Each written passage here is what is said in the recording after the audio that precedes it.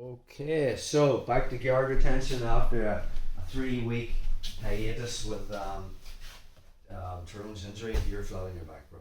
So, jiu-jitsu, there's three main positions we want to be thinking about. If I get past Tyrone's legs and I sort of get into a super chill, broken scarf position, I'm in the dominant position.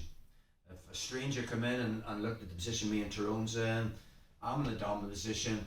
Obviously, from Tyrone's perspective, he's in the inferior position.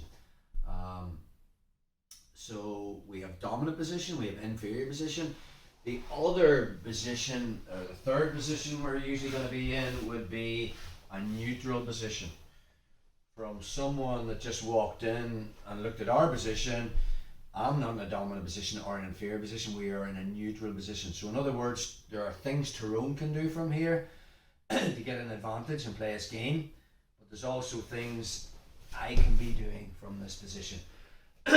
So the goal is, from a neutral position, I want to get an advantage. I want to get some kind of control on Tyrone so that I can be offensive. So if we think about the biggest mistake or the biggest problem beginners have when they're playing jiu-jitsu is knowing when to be offensive and when to be defensive. We did talk about the demarcation lines. So in other words, Tyrone has a center line going down the middle of his body, and he has a side line going through the line of his hips. From a passing perspective, okay, we talked about I want to get my knee in that position where his center line and side line connects. Usually, okay, if I get to there, Tyrone now has to switch from being offensive to being defensive. So in other words, he's going to have to frame on me, move his body out, maybe throw his leg over, and now he's into, remember, scissor guard and getting his guard back. That's not always true, switch positions. You would also have to think about connection. So in other words, say Tyrone makes, undergrip, so he gets to here. He's about to get into that position now. I'm thinking I should be switching from offense to defense. But from there, if I hipped out and threw in a lasso, and now Tyrone beat the demarcation line, he's about to get in a passing position, and now I can sweep him. So I can switch, I can stay offensive, even though he's got the demarcation line through connection. Another good example of this would be if, say, you play a lapel guard. So maybe I'm here and I have this lapel and I'm moving kind of like into a worm guard position. Tyrone stuffs that leg, he moves into the demarcation zone.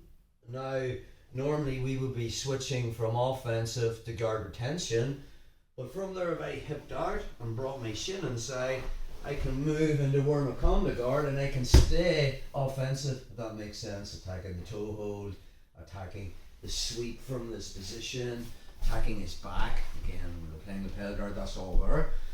So the two things we do want to be thinking about is obviously getting to the demarcation line from a passing perspective, but also has he got connection with me? So from a passing perspective, even though I got to the demarcation line, say Tyrone had a lasso on me, perfect, I would be backing out from this position and trying to break that grip and then possibly get into a passing position. Let's talk about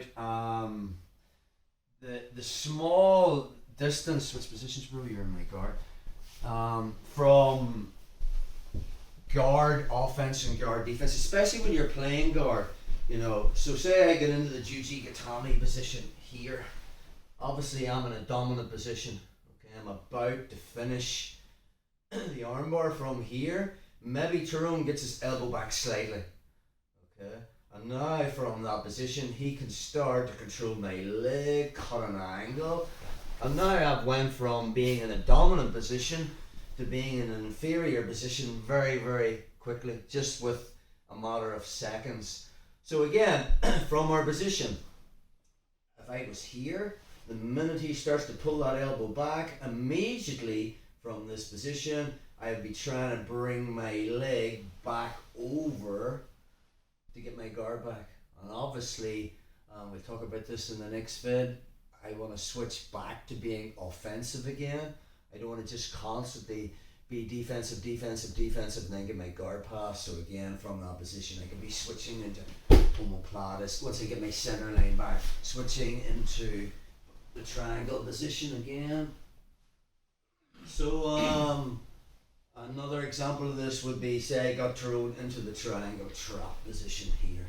Maybe as I'm about to cut the angle, Tyrone, and I wasn't snug with my leg, Tyrone manages to push my leg off. Again, I'm not still hanging on to this arm, trying to get a baby armbar or something.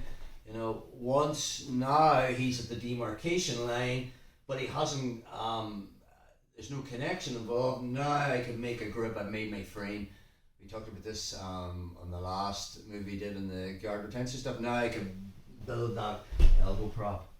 And now I'll be moving my hip back, getting my center line back, and we'll talk about it in the next vid. I don't want to stay defensive.